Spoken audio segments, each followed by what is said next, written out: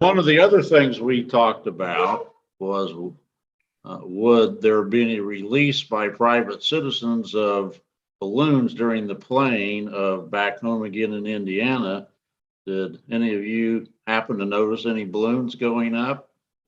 And this sets up something we're going to talk about in just a second. I don't know if it happened, but the Thunderbirds, and Paul, you're a pilot. I'll let you elaborate on this.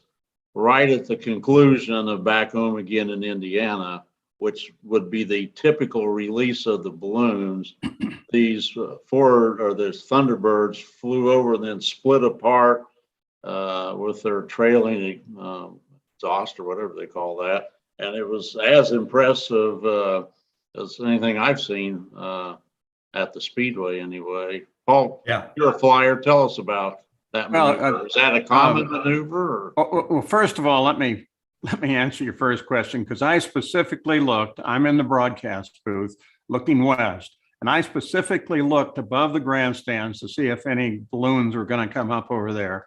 And Denny, I'm sorry to report your campaign did not work.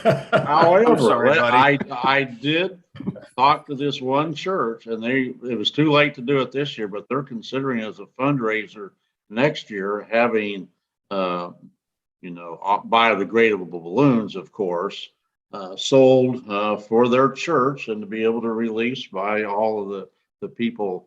Now, whether they have a short memory between now and next May. Right.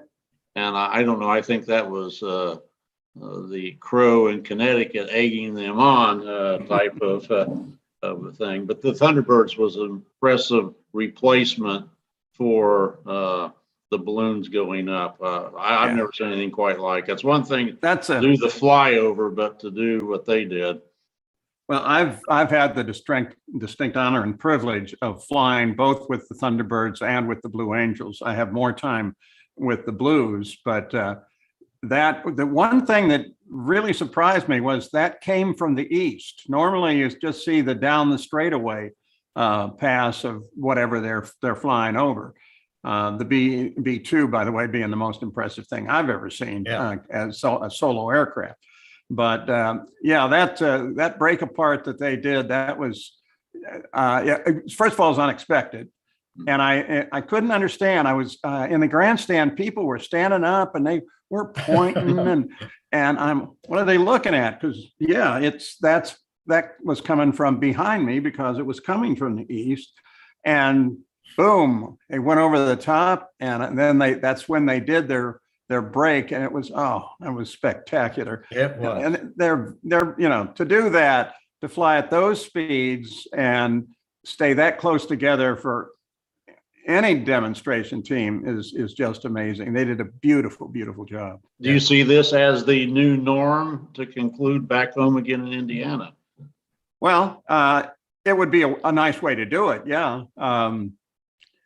Whether or not you can get a flight demonstration team every year for it, that's a little different, but they would put that in if they would put that in the schedule for the demonstration teams, the Blues or the Thunderbirds.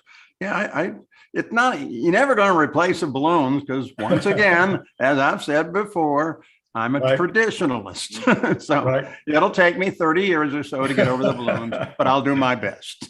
And are you, as a traditionalist, have you gotten over drivers start your engines? Years ago. So in fact, one of the first times that happened in that form, driver start your engines, for some reason, some group came to me that was involved in a race car and asked me if I could say, ladies and gentlemen, start your engine, or something like that. And I said, I have nothing whatsoever to say about that. And I sent them to the appropriate person. And I think that may have been the year they actually started it that way. But that's a fine. I don't have any problem with that at all.